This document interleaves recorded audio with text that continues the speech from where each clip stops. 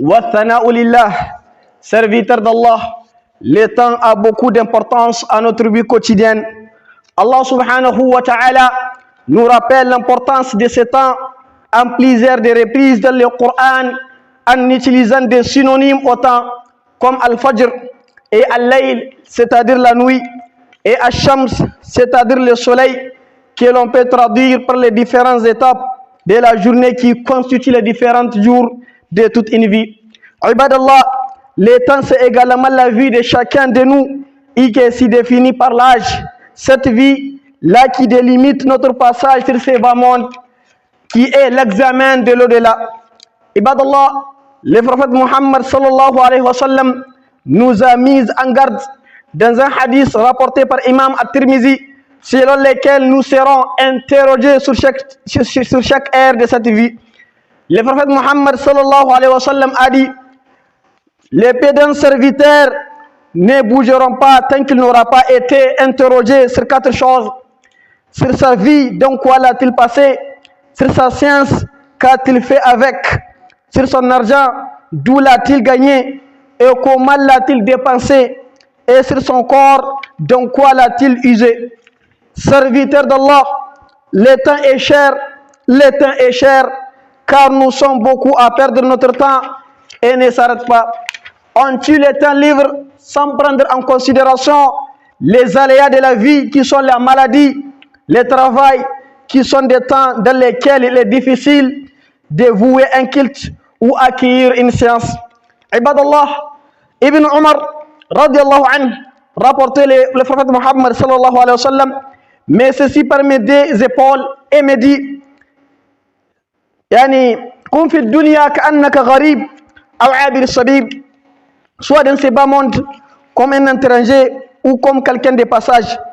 Et Ibn Omar disait celle-ci: quand tu es au soir, n'attends pas le matin, et quand tu es au matin, n'attends pas le soir.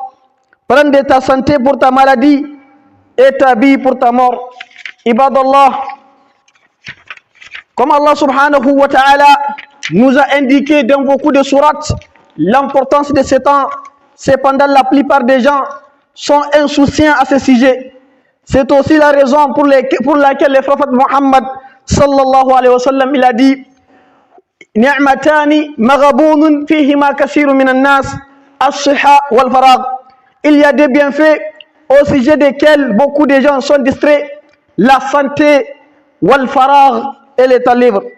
Serviteur d'Allah, on voit souvent des musulmans utiliser des grands airs de ce précieux temps devant la télévision, devant des films. Il prend beaucoup de temps à regarder des séries inutiles, ni pour sa vie, ni pour la religion, ni pour sa communauté, ni pour l'humanité. Et si tu lui demandes, il te dit: sais-tu le temps? Et ce qui est très grave même, il délaisse les 5 prières quotidiennes.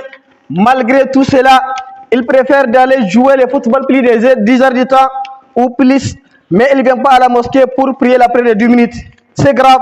Il peut manipuler son portable plus de 2 heures du temps, 3 heures du temps, mais il ne peut pas prendre le Coran pour lire même si une sourate.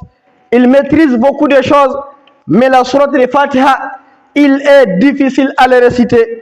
Ibadallah, mes chers frères et sœurs en islam, mes chers frères croyants, ne perdez pas votre temps en délaissant les actions de biens qui facilitent la vie ici, bas monde et de l'au-delà. Serviteurs d'Allah, nous devons utiliser notre temps de la meilleure façon possible en faisant de bonnes actions.